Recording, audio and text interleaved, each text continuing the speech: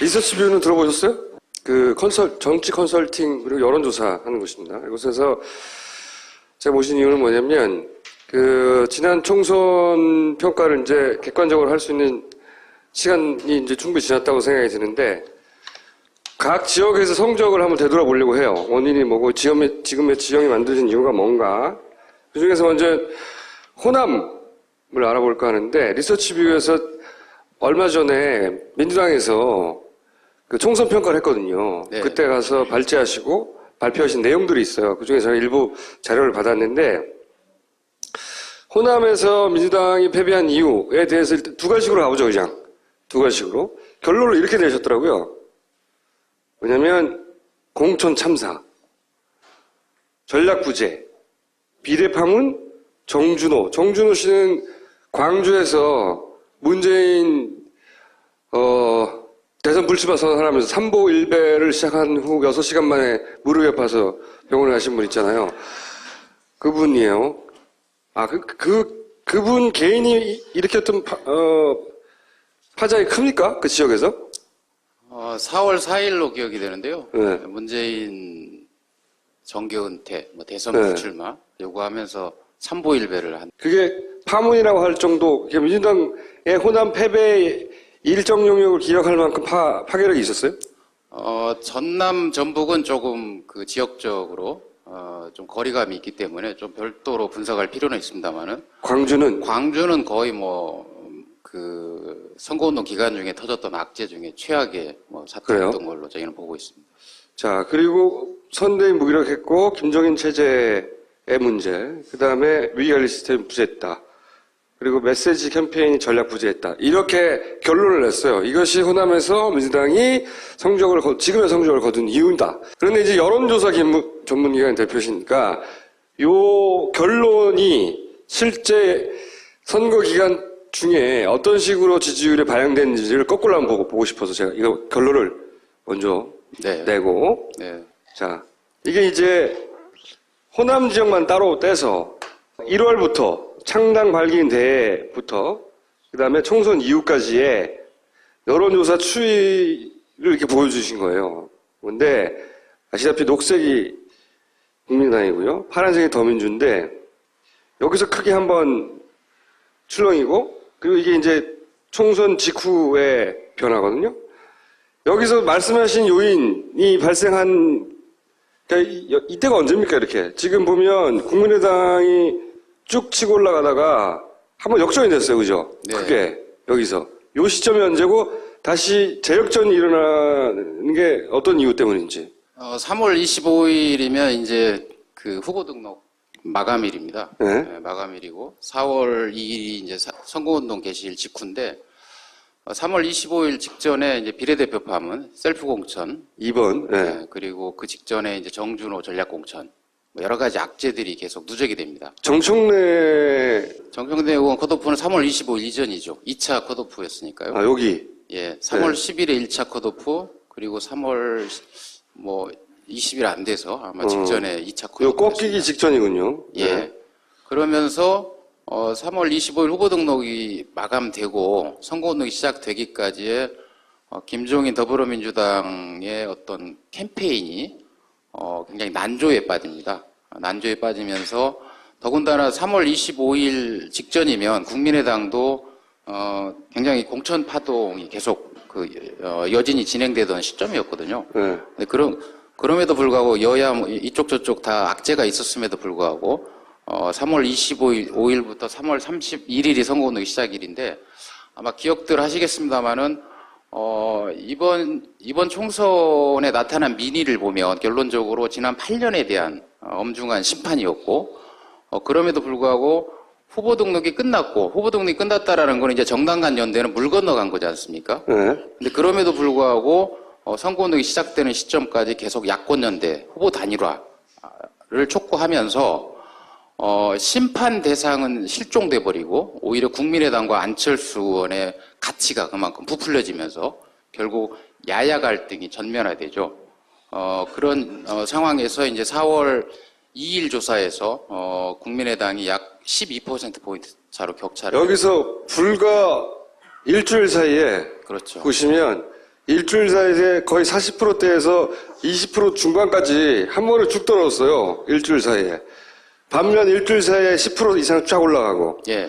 여기를 한 번도 극복하지 못한 거군요. 그렇습니다. 그러니까 지금 저 3월 25일부터 선거운동 시작 사이에 이제 여러 가지 그 전에 필리버스터 사건도 있었고 여러 가지 이제 이슈들이 있었지만 본격적인 선거운동이 시작됐고 이제 판정리가 끝난 상태란 말입니다. 그러면 각 당이 그동안 준비했던 어떤 전략적 캠페인이 이제 진행이 돼야 되는 시점인데 기억하시겠지만 새누리당은 언제 그랬냐는 듯 일사불란한 이런 그 선대위를 구성하고 뭐 무등 태우기도 하고 등등 하면서 어쨌든 캠페인을 시작하는 반면에 더불어민주당은 야야 갈등을 전면화시키고 두 번째로 총선이나 대선 지방선거 국면에서 항상 공천이 일단락되면 어떤 그 드림팀을 꾸려서 표의 확장성 있는 모든 당내 인사들을 결집시켜서 이런 선대위를 구성하는 게 일반적이지 않습니까? 그렇죠. 이때부터 본격적으로 사실 장사의 시작인데. 그렇죠. 그런데 진영 의원, 김진표 의원 같은 경우에는 뭐 19대 총선 때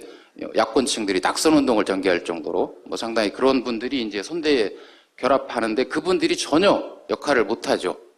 반면에 이제 안철수 국민의당은 뭐 전방위적인 그런 선대위를 구성해서 이제 호남을 공략하게 되고요. 그때 이 시점에 안철수 대표가 계속 호남에 가죠. 예. 자기 지역구에 선거운동을 안 하고 계속 호남에 가서 공을 들이기 시작하고 반면 더민주에서는 말씀하셨듯이 활동하는 데라고 해봐야 덧컷 유세다. 떨어진 사람들. 그러니까 총선 시작되고 나서 진짜 선거운동이 없었어요. 그렇습니다. 더민주에서는. 그러니까 뭐 여러 가지 이제 그 크고 작은 이슈들이 선거에 영향을 미칠 수밖에 없지만 가장 큰 요인을 꼽는다면 전략적 리더십이 전무했다. 전략적 리더십이 없었다. 그렇습니다. 그러니까 큰 그림이 있어야 되고 그리고 선거라는 게 이번 총선을 저는 개인적으로 경험을 하면서 대한민국의 역동성을 다시 한번 확인한 2002년 대선 이후에 오랜만에 정말 다시 한번 확인한 그런 계기로 저는 기억을 하게 됐는데요.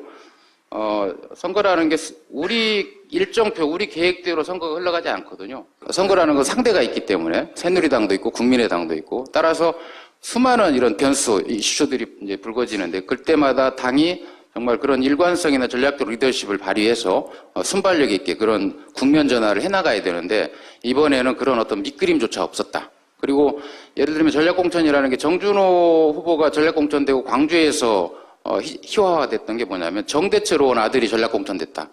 그러니까 정준호가 누군지도 모르는 사람이 갑자기 전략공천되면서 정호준이잖아요. 네. 그러니까 정호준 의원이 이제 정대철 의원 친자인데 정준호 후보가 전략공천되면서 도대체 듣보잡한 사람이 갑자기 전략공천이 되고 광주에 유일하게 현역으로 남아있던 분이 이제 강기정 의원인데 그분은 또 컷오프 되고 이런 상황에서 굉장히 광주 민심이 요동을 칩니다. 그런데 예를 들면 3월 25일 전에 그런 주요한 사건 사고들이 있었는데 그게 3월 25일 이후에 저게 여론에 반영되는 거는 우리가 여론조사를 하게 되면 타임 렉이라는 표현이 있습니다. 통계학적 용어로. 그래서 어떤 주요한 사건 사고가 터졌지만 그게 바로 여론에 반영되지는 않거든요. 일정한 시간이 흘러야. 그렇죠. 사람들하고 얘기도 해보고 그렇죠. 또 어떻게 생각해 뭐 물어도 보고 하다 보면 며칠 걸리죠. 그렇죠. 예를 들면 컴퓨터가 버벅될 때 우리가 렉 걸렸다고 하잖아요. 그런 비슷한 양상인데 어쨌든 그 여론이 확산되고 숙성되는 과정이 약간의 이제 인터벌이 필요한데 그런 것들이 바로 후보 등록 이후에 본격적으로 예를 들면 그러니까 3월 25일 날 꺾였지만 3월 25일 꺾기 이전에 며칠 동안 벌어졌던 일이 축적돼서 그렇죠. 그런 누적된 것들이 일주일 동안의 캠페인 정말 어처구니 없는 그런 캠페인과 연계되면서 결국 호남 민심이 급격히 이제 이반되기. 선거 전략이 없었다, 잘 못했다는 건데 그러면은 호남에서 선거운동만 잘했으면 더불어민주당이 성적이 괜찮을 수 있었다 그 얘기인가요? 그렇습니다. 자, 그러면은 그 평가는 약간 배치가 되는 평가가 있잖아요. 호남에서 더불어민주당이 오랫동안 사실상 지역의 여당으로서 기득권 세력이었고 거기에 대한 심판 여론들이 밑바닥에 쫙 깔려 있었다. 그게 주요한 패인 중에 하나다. 여기에 대해서는 어떻게 생각하세요? 근데 그 말도 일리도 있지만 그건 결과론이라고 보는 게 한편으로는 왜냐면 불과 일주일 전에 여론은 지금 받은 것보다 훨씬 더 큰 격차로 뒤집어져 있었어요. 네. 민주당이 이만큼. 그러니까 민주당이 그 오랫동안 민주당을 심판하라고 하는 정서가 밑에 있고 실망이 베이스에 깔려 있었다. 그것만으로 설명하려면 민주당이 계속 바닥에 깔려 있어야 되는데 네. 여기 보면은 계속 누구를 지지할지 결론을 내지 못하고 왔다 갔다 했었거든요. 그러다가 요 선거가 들어가는 그 국면에서 뒤집어진 채 한 번도 역전하지 못한 채 굳어져 버렸단 말이죠. 그러니까 항상 그 선거의 지지율 추이를 보면요. 시속 게임입니다. 우리가 비근한 예로 2011년 10월 서울시장 보궐선거가 있었지 않습니까? 저희가 이제 10월 3일, 박영선, 박원순 두 분 단일화까지 네. 저희가 그런 전략을 책임지고 있다가 이제 통합선대위 들어오면서 제가 물러났는데, 그 당시에 기억하시겠지만, 마지막 공표조사 시점에, 저희가 마지막 이제 오마이뉴스하고 그때 정례조사를 할 때인데, 박원순 후보가 1.6%포인트 밀렸다라고 마지막 공표조사를 내보냈어요. 그리고 그 다음날과 그 다음날 이틀간 부재자 투표가 있습니다. 근데 부재자 투표의 속성이 전통적으로 야권 몰표가 나오는 집단인데, 박원순 후보가 48개 지역구에서 무려 11.2%포인트 대패를 했습니다. 부재자에서. 그 판은 엎어진 게 맞는 겁니다. 저희가 볼 때는. 그게 무슨 얘기냐면 그 직전에 새누리당의 십자포화가 이어지면서 박원순 후보를 협찬 인생으로 낙인을 찍습니다. 그러면서 저희가 계속 그 일간 조사를 진행할 때인데 강남도 아니고 강북이 먼저 무너집니다. 그러니까 우리 야권층 리버럴들이 특히 도덕성이나 이런 겉과 속이 좀 다른 면모를 보게 되면 굉장히 급격하게 어떤 민심이 이제 출렁거리는 건데 방금 우리 이제 김 기자님 말씀하신 것처럼 예를 들면 민주당에 대한 그러니까 호남의 일당 독재를 수십 년 동안 해왔던 그리고 그러면서 지방선거에 어처구니없는 공천들이 남발되면서 지자체도 지금 굉장히 위기를 겪을 정도의 그런 상황이 되어 있는 상태에다가 반문 정서가 있죠. 그런데 국민의당이 창당되고 대부분의 현역 의원들이 탈당할 때 이미 또는 반더민주 성향, 반노 성향은 이미 갈 사람들은 가 있는 상황인 거죠. 그리고 그런 추이들이 필리버스터가 진행되면서 더불어민주당의 존재감이 올라가면서 지지율이 급격히 회복되다가 그런 악재들이 터지고 그 이후에 어떤 전략적이지 못한 그런 캠페인이 진행되고 그 다음에 호남에 이미 반문 정서가 프레임화 되어 있다라는 건 삼척동자도 다 알고 있는 사실이었습니다. 근데 그것을 극복하고자 하는 어떤 당 차원의 중앙당 차원의 노력이 너무 미흡했던 거고 김종인 위원장의 어떤 독선적인 그런 캠페인들이 맞물리면서 결국 호남 민심이 등을 돌린 거다. 사실 그 팩트가 사실이 아니어도 일단 프레임화 되면 뭐 상징이 되면 팩트로는 해체가 안 되는 거예요, 어차피. 근데 그런 게 존재하는데 민주당에서는 그걸 좀 대응을 제대로 못했다. 예. 그러면 그러다 보니까 당 내에서도 문재인 대표가 가야 된다. 네. 가지 말아야 된다.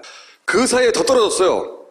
오히려 계속 떨어져 하다가 그래서 두 번 방문했습니다. 그러면 내가 궁금한 것은 문재인 전 대표의 방문의 효과가 있긴 있었는지 네. 혹은 뭐 가지 말라는 것 중 이유 중에 하나는 역풍이 분다는 거였거든요. 그것이 여론에 미친 영향은 어떻습니까? 선거라는 게 결국 우리가 설득 불가능한 대상을 상대로 해서 캠페인을 하는 거 그건 필패 전략이잖아요. 네. 결국 우리를 전통적으로 지지하고 우리가 설득해서 다시 2번을 찍을 수 있는 사람들을 어떻게 결집을 해낼 거냐의 문제인데 그렇다면 더민주를 지지하거나 더민주를 지지할 가능성이 높은 사람들을 누가 과연 효과적으로 결집해낼 거냐의 문제인데 방금 우리 총수님 말씀하셨지만 이미 제 기억으로 4월 8일 날 아마 문재인 전 대표가 1차 방문을 한 걸로 네. 기억을 하는데요. 그 전에 이미 대부분의 매체에서 문재인은 광주를 갈 수도 가지 않을 수도 없는 판을 이미 만들어 놓은 상태였습니다. 네. 예. 어쨌든 그런 이제 프레임이 계속 작동하다 보니까 호남 유권자들 입장에서는 지지층 입장에서는 짜증이 나죠. 그렇죠. 야권층들이 저희가 보는 야권층의 시대 정신은 뭐냐면 힘을 합쳐서 지난 8년에 대해서 어처구니없는 8년에 대해서 제대로 심판을 해달라. 당신들이 그런 판을 짜면 우리가 심판할 준비가 되어 있다라는 것이 중앙선관 유권자 인식조사나 각 기관들의 투표 의향 조사를 보면 출구조사에서도 그런 단서들이 나오지 않습니까? 젊은 층의 투표율이 상당히 높아진 것들이 나오잖아요. 그런데 이미 반노, 반문, 반민주적 성향을 갖고 있는 분들은 이미 국민의당이 창당되면서 그쪽으로 흡수될 사람들이 이미 흡수되어 있는 상태였다라는 거죠. 그리고 실제로 그러면 김종인, 문재인 두 전 현직 대표가 과연 호남에 가서 누가 더 표를 많이 끌어왔느냐, 네. 그걸 계량하는 것은 쉽지는 않습니다만은 이제 우리가 소설을 쓰지 않고 분석할 데이터가 남아 있습니다. 그게 빅데이터라는 거거든요. 네. 뭐 지금 페이스북 이용자가 1,600만이 넘고 SNS의 영역이 있기 때문에 그래서 저희가 4월 초에 3월 1일부터 4월 4일까지 문재인 전 대표와 김종인 대표가 더민주 후보들의 지원 유세를 갔던 지역의 SNS 버즈량, 그 후보들의 언급량을 분석을 해봤습니다. 그런데 대략 한 10대 1 정도로 문재인 후보가 더민주 후보들에게 캠페인 효과를 극대화시켜주는 걸 데이터로 확인을 한 적이 있고요. 실제로 전북 지역 4월 1일 날 김종인 대표께서 전주 갑 김윤덕 후보 지원 유세를 갔는데 김종인 전 대표가 지원 유세를 가기 전에 평균 김윤덕 후보 SNS 언급량이 21건에 불과했는데 지원 유세를 간 당일 날은 77건으로 한 3배 정도 늘었습니다. 근데 절대적으로 적죠.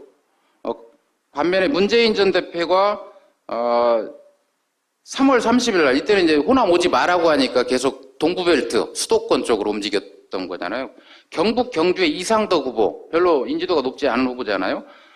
지원 전에 평균 언급량이 39건이었는데 문 전 대표가 지원 간 당일날 언급량이 1,360건이 넘습니다. 비근한 예로 한 가지만 더 들면요. 4월 3일 날 서울 강동갑 진선미 후보 문재인 전 대표가 지원 유세를 갔는데 진선미 의원은 뭐 필리버스터도 진행했고 상당히 좀 인지도가 있는 분이잖아요. SNS상에서 상당히 좀 활동력이 있는 분인데 평균 언급량이 지원 전에는 1,600여 건이었는데 지원 당일날은 5,500건이 넘습니다.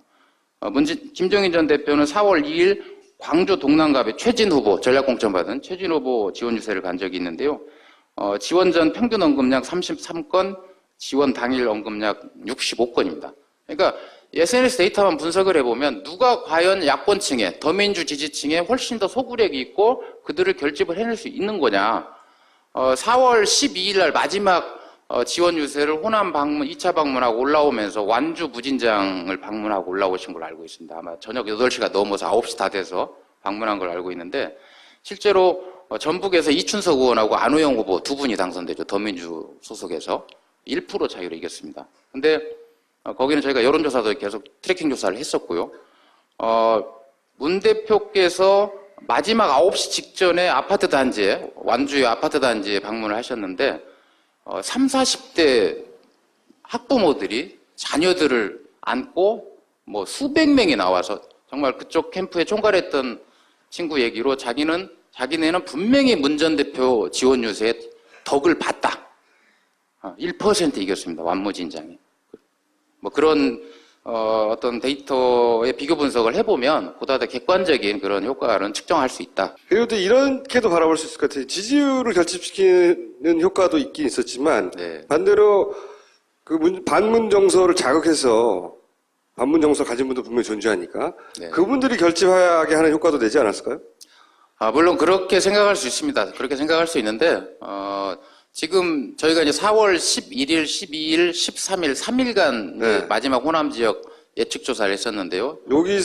여기가 방문한 직후예요. 그래서 여기서 리얼미터 2차 방문한 2차 방문한 날입니다. 리얼미터 곡선하고 비슷한 거죠. 네. 막판에 올라가기 시작했으나 여기서 내려오고 그렇죠. 만나기에는 너무 멀다. 그래서 진작에 갔어야 된다. 뭐 이런 얘기를 그렇습니다. 그때는 했었었는데 똑같이 분석하세요? 진작에 갔어야 한다? 그렇죠.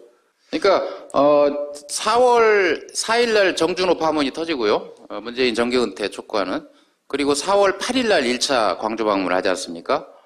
그리고 이제 4월 11일, 12일 이틀간 이제 마지막 그 방문을 하게 되는데 저희가 4월 4일 정준호 파문이 터지고 4월 6일 날 저게 이제 마지막 공표 조사입니다. 7일부터 조사 결과는 공표가 금지되기 때문에 마지막 공표 조사를 발표했는데 41대 28이지 않습니까? 저 조사에 차기 대권 주자 지지율 조사를 저희가 해서 발표를 했고 아마 뭐 보신 분도 있겠지만 여기 대권 주자들 여기 있습니다. 그렇습니다. 저 조사에서 20대 30대가 50% 내외의 문재인 지지 의향을 밝힙니다. 그러니까 저희가 그 조사를 그 데이터를 분석하면서 정준호 파문이 터지고 문재인 대표가 궁지에 몰릴 대로 몰린 상태였거든요. 그리고 8일 날 이제 광주 방문을 하게 되는데 저희는 그 전국조사 테이블을 분석하면서 20, 30대가 문재인 병장 구하기에 본격적으로 나섰다라고 저희는 해석을 했습니다. 그게 전국에서 그렇다는 거죠? 네, 전국에서 그러니까 그렇죠. 호남에서 그때도 총선 직후 그런 얘기 했었는데 호남에서 곤욕을 치르는 것이 타 지역에서 문재인 지지자를 결집시키는 효과가 있었다. 수도권에서. 그렇죠. 그게 수치로도 나옵니까? 그렇습니다. 같은 기간 동안 보시면 이건 또 거꾸로요. 그 안철수 대표가 3월 25일부터 4월 20일 사이에 이렇게 쭉 떨어집니다. 그죠? 네. 그러다가 4월 2일 이후 쭉 올라가죠. 그래서 선거일에 이르러서는 호남 지역에서 대권 지지율 1위예요. 안철수 대표가. 그리고 문재인 대표는 쭉 올라가서 이 컷오프, 셀프 공천 아직 반영되기 전이죠. 최고치를 치다가 요 선거운동 개시일 직후부터 쭉 떨어집니다, 다시. 그리고 나서 혼전을 벌이다가 여론조사 결과 발표가 안 되는 이 기간 동안에는 벌어졌어요, 이렇게. 그런데 참 재밌는 것은 선거 개표일 날 이렇게 가장 큰 격차가 벌어졌거든요. 17%가 거의. 근데 선거 다음 주 여론조사를 했더니 여기서는 5%가 상승하고 여기서는 거의 4%, 5% 가까이 떨어져요. 네. 그리고 대권 주자 지지율 추이도 이렇게 비슷한 양상을 보입니다. 이게 거의 붙어요, 이렇게. 이거 왜 그런 겁니까? 2016년 4월 13일을 관통할 호남 사람들의 제1의 시대 정신이 뭐냐? 그게 과연 기득권을 누려온 민주당 심판이 더 중요한 거냐? 아니면 지난 8년에 대한 심판을 제대로 해서 정부 여당을 제대로 심판할 수 있을 거냐? 어디에 더 비중을 두고 있을 거냐라는 궁금증을 우리가 가져볼 필요가 있습니다. 그리고 호남만 따로 떼어놓고 호남의 선거 결과만을 따로 떼어놓고 호남의 더민주 참패 요인을 분석하는 것은 명백한 한계가 있다라는 거죠. 왜냐하면 호남 사람들은 역대 선거에서 매우 전략적인 투표 행태를 보여왔기 때문에 그리고 2012년 대선 이전에 경선 국면에서도 매우 심각한 친노 패권 관련한 이런 프레임이 작동을 했지만 그럼에도 불구하고 90% 내외의 압도적 지지를 보내는 곳이 호남이거든요. 그러니까 호남 사람들이 노무현 정부 문재인 전 대표에 대해서 일정한 그런 프레임화된 그런 불만족들이 있다 하더라도 2016년 4월 총선에 거는 가장 큰 기대감은 저희가 볼 때는 정권 심판이었다. 그런데 4월 13일 출구조사 소스가 나오기 전까지 그럼에도 불구하고 새누리당의 과반 의석이 확실시 된다.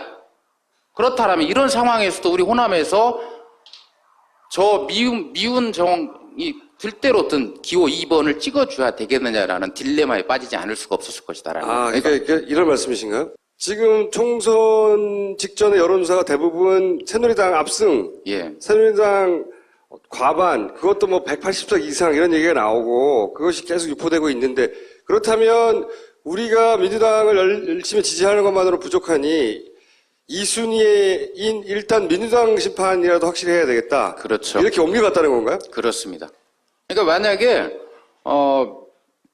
선거일 직전 당이 위기관리를 잘 해서 무슨 소리냐, 새누리 과반은 절대 없다, 이 엄중한 상황에 그런 어떤 캠페인 전략 또 그걸 뒷받침할 만한 그런 어떤 소스들을 언론에 집중적으로 전략적으로 언론 플레이를 해서 그런 기정사실화를 일정 부분 흐트러뜨려 놓을 수 있다라면 호남이 이렇게 세석을 제외한 나머지 전 지역이 무너지지는 않았을 것이다라는 거죠. 그리고 그 개표 결과를 보고 나서는 왜 오히려 자신들이 지지했던 국민의당의 지지율이 아무것도 안 했는데 떨어진 겁니까? 그리고 아무것도 안 했는데 민주당은 왜 올라간 거죠? 그럼에도 불구하고 지금 더민주가 비호남 지역의 그 압승을 토대로 특히 수도권 같은 경우에 압승을 했지 않습니까? 그래서 123석으로 제1당이 됐고 그 뒤에 들려온 호남 사람들의 이러저러한 여론들 중에 하나가 도대체 지금 우리가 뭔 짓을 한 거냐라는 당혹감에 휩싸였다라는 거죠. 더민주가 제1당이 될 생각은 꿈에도 우리가 누구도 생각을 못했던 거고 수도권에서 이런 정말 대승을 거두리라고는 그 누구도 생각을 못했던 거고 더민주 자신도 몰랐던 거예요. 호남 사람은 당연히 더 몰랐고 이 발제 자료에 포함이 되어 있습니다만은 정말 광주 전남의 가장 전통 정론지라고 하는 매체가 20일 동안 보도한 자료 내용을 광주일보요? 보니까 정말 전 놀랬습니다. 광주일보. 제가 네. 광주일보 얘기한 거예요. 도대체 잘했어요. 중앙당이나 광주시당은 20일 동안 뭐 한 거냐. 이런 기사들이 쏟아져 나오고 있는데. 문재인 더민주 악마. 그리고 국민의당 안철수 천사. 진짜예요. 그 정도 수준으로 완전히 이분법으로 내내 보도하는 거. 아니, 저는 조중동을 보는 걸로 착각했습니다. 조중동보다 더 해요. 제가 보기엔. 조중동도 선거 당일날 특정 정당을 찍으라고 사설 쓰진 않아요. 저런 신문 제목은 방금 앞에 거 한번 웃겨가지고 거세지른 녹색 돌풍 땅땅땅하고 권은희 송기석 후원의 신문 광고 게재 여기 4월 7일이요. 어떻게 저런 게 일면에 나갈 수가 있죠? 부산은 전재수, 경남 김경수 정도 해볼 만하다. 이겁니다. 그러니까 이런 보도를 계속 접한 호남 사람들이 이번 총선에 대해서 제1의 기대감, 시대 정신이 뭐냐? 근데 그게 이미 완전 비참하게 무너져 버렸다. 대충 윤곽은 그렇습니다. 그런데 그 김종인 체제 공과를 얘기하면 어떻습니까? 그러면 김종인 비대위원장을 이제 영입할 때 야권층이 바라볼 때는 굉장히 정서적으로 좀 공감할 수 없는 그런 여러 가지 측면들이 있잖아요. 그럼에도 불구하고 지난 10수년 동안 야권이 분열, 갈등, 집안 싸움으로 날을 샜단 말입니다. 그리고 작년 한 해 동안도 28 전대가 끝나고 나서 430 재보선 참패하고 그리고 작년 말까지 계속 문재인 퇴진, 그다음에 추석 직전에 문 대표가 이제 재신임을 들고 나왔는데 뭐 재신임도 필요 없다 물러나라 등등 이렇게 진행되다가 안철수 의원이 12월에 탈당하고 줄줄이 이제 이어서 탈당을 하지 않습니까? 그리고 이제 그럼에도 불구하고 당내에서 문재인으로는 이번 총선 필패다 이런 정서들이 있다 보니까 이제 김종인 위원장을 삼고처리해서 모셔온 것 같은데 어쨌든 당내 안팎에서는 기대 반 우려 반이 있었단 말입니다. 오죽하면 김종인이라는 사람을 모셔와서 비대위원장을 맡길까? 당의 심장부를 맡긴 거잖아요. 사령탑을 맡긴 거고. 근데 저분이 과연 이번 총선을 잘 진두지해 나갈 수 있을까라는 그런 우려도 상당히 많이 있었단 말이죠. 그리고 뭐 여러 가지 북한 관련 뭐 이런 그 발언이나 여러 가지 좀 우려스러운 그런 돌출 발언들도 있었고. 가장 큰 피해를 준 부분이 뭡니까? 공은 앞부분에 있었고 호남이 더민주를 버린 게 아니라 더민주가 호남을 버린 것이다. 이번 총선 국면에서. 결국 그러니까 호남에 대한 전혀 무대책이었다라는 거죠. 호남에 대해서 대책이 없었다. 네. 예를 들면 일제시대 때나 구한말 때는 호남 인구가 영남 인구보다 더 많았습니다. 근데 그분들이 이제 먹고 살기 힘드니까 어느 때부터 뿔뿔이 수도권으로 이제 대이동을 하게 되면서 지금은 영남 인구의 뭐 한 절반 정도밖에 안 되는데 예전에 이미 수도권이나 뭐 이쪽으로 이주해온 원적자들 있지 않습니까? 이분들이 예전 같지가 않습니다. 근데 어쨌든 호남의 민심이 쌍방향으로 수도권에 와 있는 호남 원적층들과 쌍방향으로 이런 그 교감을 하고 어떤 전략적인 투표 행태를 보이는데 호남 본토가 무너져 버린 거예요. 네, 그러니까 무대책이었던 거죠. 전략공천이라는 것도 정말 전략적으로 판단해서 전략공천을 해야 되는 건데 이번 전략공천은 말 그대로 전략이라고 할 수 없는. 그러니까 결국 김종인 위원장이 나름 최선을 다 하셨겠지만 그분의 마인드가 워낙 그 본인의 어떤 고집스러운 자기 어떤 확고한 신념 이런 것들이 이번 한 두세 달간의 어떤 그 총선 국면에서 지혜롭게 그게 현 민심과 잘 연동해서 갈 수 있는 한계가 좀 있었지 않나라는 생각이. 그 마지막 질문인데요. 국민의당이 밑바닥에서 계속 끌고 가고 그리고 광주일보도 계속 유포하고 종편에서 계속 유포한 게 이제 호남 홀대로란 말이죠. 그래서 박지원 대표가 내내 그 얘기를 했어요. 원내대표가. 내내 호남이 홀대받는다. 뭐 그러면서 반문정서 기본적으로 이렇게 문재인으로는 안 된다. 호남은 홀대받고 있다. 이 프레임을 끊임없이 얘기했단 말이죠. 그걸 이제 종편이 재생산하고 그리고 네. 이번 선거 내내 사실 그 프레임 안에서 국민의당이 움직였는데 여기에 대해서 전혀 대응을 못했단 말이죠. 예. 이제 문재인 대표 쪽에서도 대단히 안일했어요. 앞으로 어떻게 해야 되는 겁니까? 결자 해제해야 됩니다. 결자 해지라는 건 그러니까 당 차원에서 노력을 해야 되고, 그러니까 문재인이라는 사람이 더불어민주당의 훌륭한 자산이라고 인정한다라면 당 차원에서 노력을 해야 되는 거고요. 특히 이 반문 정서를 궁극적으로 줄이거나 시켜야 될 책임은 문재인 전 대표가 더 크다고 보고요. 본인이 그걸 퍼뜨린 게 아니고 그게 사실이 아니라 할지라도 그렇습니다. 어쨌든 그 사실 아닌데 뭐 하고 손 놓는 게 전략이 될 수는 없잖아요, 그죠? 네, 그러니까 문재인 전 대표가 이제 2012년 총선 때 이제 공식적으로 정계 입문을 하신 거지 않습니까? 그리고 대선 치르고 대선 패배하고 작년 28 전대 사이에 좀 그런 노력들이 더 있었으면 좋았을 텐데 그런 것들이 좀 소홀했던 것 같고요. 그리고 당 대표가 되고 나서 이번 비대위 체제까지 한 1년여 동안에 당내에 워낙 크고 작은 갈등들이 있다 보니까 호남에 공을 들일 만한 어떤 시간적 여유가 없었을 텐데 이제 본인이 이제 비대위에 바톤을 넘기고 그 총선에도 불출마했으니까 시간적 여유가 좀 있기 때문에 그런 것들을 좀 잘 활용해서 실제 호남민들하고 부대끼면서 그런 어떤 오해들을 줄여 나가고 또 그런 어떤 진심들을 확산시켜 나가는 거 이게 결국 문재인 전 대표의 하나의 주어진 숙제가 아닐까 싶습니다. 그거 사실 굉장히 어려워요, 그런 거. 한번 프레임 짜지면 뛰어넘는다는 게. 네, 지금 23일이 노무현 대통령 7주기 아닙니까? 그래서 저희가 2011년 5월부터 이제 오늘 카운팅을 해보니까 총 19차례 전현직 대통령 호감도 조사를 해서 저희가 발표를 했더라고요. 전 대통령 호감도 조사. 네, 5년 동안. 박근혜 대통령 취임 이전까지는 이제 박정희 전 대통령이 강세를 보였었습니다. 전국적으로요. 전국적으로도 그렇고 네, 호남에서도 그렇고. 호남에서는 계속 노무현 대통령이 선두입니다. 호남에서는. 네, 네. 이번 조사에서도 호남에서는 노무현 대통령이 전국 평균은 39.2%였고요. 호남에서는 40%가 넘습니다. 그게 호남의 어떤 반도 정서거든요. 정서가 호남의 지배 정서라고 하는 것도 말이 안 되는 거예요, 그죠? 예. 그러니까 지금 호남의 엘리트, 그다음에 목소리 큰 오피니언 리더들, 그리고 호남의 주요 매체들, 뭐 이 그룹들이 대체로 반문 정서가 상당히 강고합니다. 2012년 대선 경선 전에도 저희가 지역 매체들하고 여러 유형의 조사를 해봤기 때문에 분위기를 좀 아는데 어쨌든 지금 더 심화되어 있는 것 같고요. 또 앞으로 이제 국민의당이라는 존재가 있기 때문에 더 갈등이 확산될 수도 있는데 그럼에도 불구하고 전체적인 그런 그 지표의 흐름을 보면 호남에서 가장 진보적인 그런 의향은 계속 일관되게 유지되고 있고요. 김대중 대통령의 고향 그 연고지가 호남임에도 불구하고 노무현 대통령이 2~3배 이상 높습니다. 그 일관되게 확인되고 있거든요. 그리고 지금 호남에서 문재인 전 대표도 물론 안철수 의원이 지금 이제 총선 선전한 그 이후에 상당히 선전을 하고 있는데 저희가 볼 때는 지금 더불어민주당의 지도체제가 매우 비정상적이다.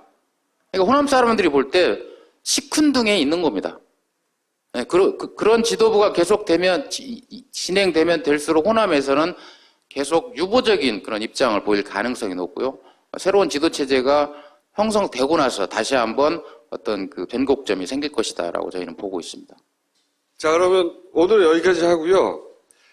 그 다른 지역 분석도 좀 해주세요. 다음 시간에 나오죠. 네네. 그러니까 수도권이랑 영남에서 왜 이렇게 이겼고 수도권에서 왜 이렇게 많은 표가 나왔는지 네.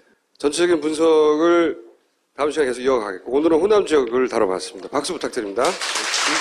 모든 당내 인사들을 결집시켜서 이런 선대위를 구성하는 게 일반적이지 않습니까? 그렇죠. 이때부터 본격적으로 사실 장사의 시작인데. 그렇죠. 네. 그런데 진영 의원, 김진표 의원 같은 경우에는 뭐 19대 총선 때 야권층들이 낙선 운동을 전개할 정도로 뭐 상당히 그런 분들이 이제 선대에 결합하는데 그분들이 전혀 역할을 못하죠.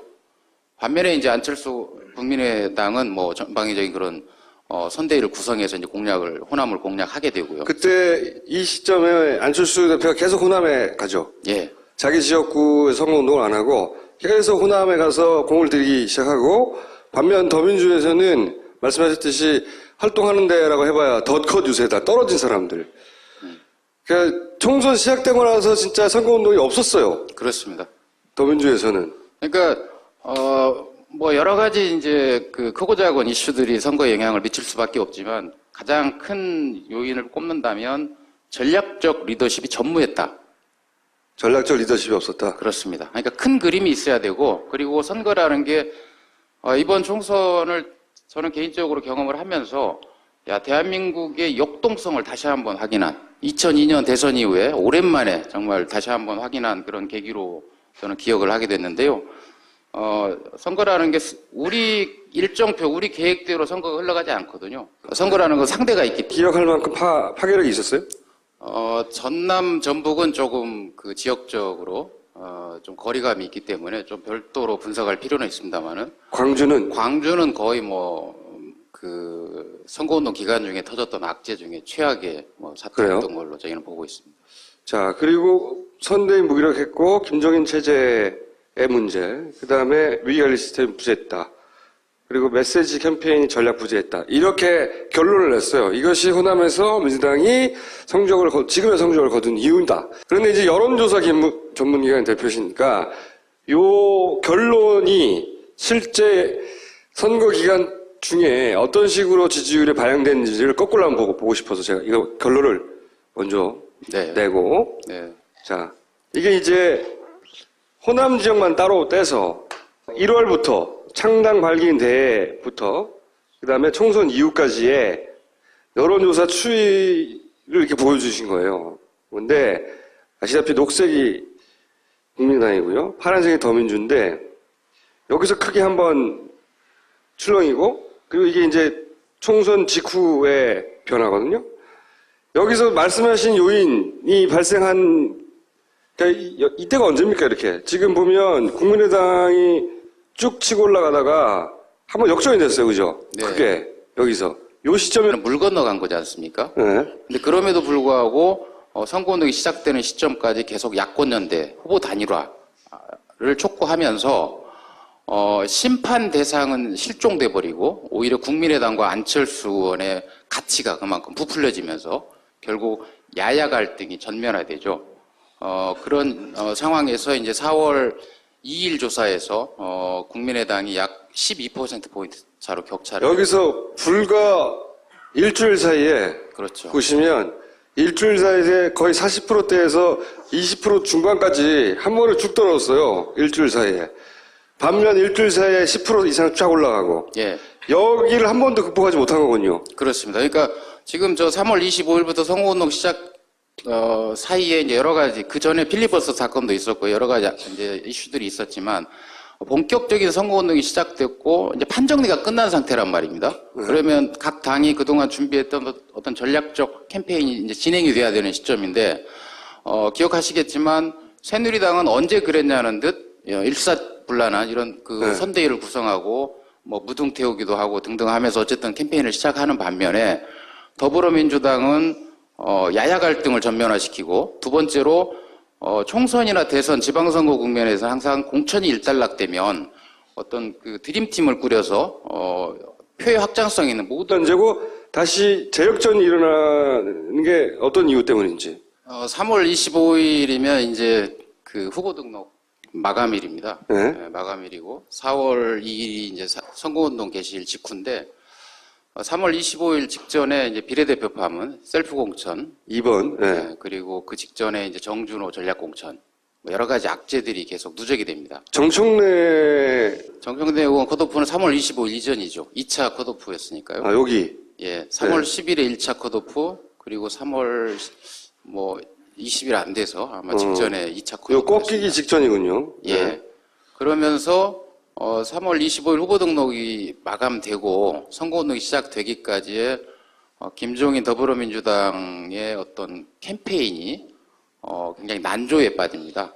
난조에 빠지면서 더군다나 3월 25일 직전이면 국민의당도 굉장히 공천 파동이 계속 여진이 진행되던 시점이었거든요. 네. 그럼에도 불구하고 여야 이쪽 저쪽 다 악재가 있었음에도 불구하고 3월 25일부터 3월 31일이 선거운동 시작일인데 아마 기억들 하시겠습니다만은 이번 총선에 나타난 민의를 보면 결론적으로 지난 8년에 대한 엄중한 심판이었고 그럼에도 불구하고 후보 등록이 끝났고 후보 등록이 끝났다라는 건 이제 정당 간 연대. 리서치뷰는 들어보셨어요? 그 정치 컨설팅 그리고 여론조사 하는 곳입니다. 이곳에서 제가 모신 이유는 뭐냐면 그 지난 총선 평가를 이제 객관적으로 할 수 있는 시간이 이제 충분히 지났다고 생각이 드는데, 각 지역에서 성적을 한번 되돌아보려고 해요. 원인이 뭐고, 지금의 지형이 만들어진 이유가 뭔가. 그 중에서 먼저 호남을 알아볼까 하는데, 리서치뷰에서 얼마 전에 민주당에서 그 총선 평가를 했거든요. 네. 그때 가서 발제하시고 발표하신 내용들이 있어요. 그 중에 제가 일부 자료를 받았는데, 호남에서 민주당이 패배한 이유에 대해서 일단 두 가지로 가보죠, 그냥. 두 가지로. 결론을 이렇게 내셨더라고요. 왜냐면, 공천 참사, 전략 부재, 비례 파문, 정준호 씨는 광주에서 문재인, 대선 불출마 선언하면서 삼보 일배를 시작한 후 6시간 만에 무릎이 아파서 병원에 가신 분 있잖아요. 그분이에요. 그분 개인이 일으켰던 파장이 큽니까? 그 지역에서? 4월 4일로 기억이 되는데요. 네. 문재인 정계 은퇴, 뭐 대선 네. 불출마 요구하면서 삼보일배를 한. 그게 파문이라고 할 정도, 민주당의 호남 패배의 일정 영역을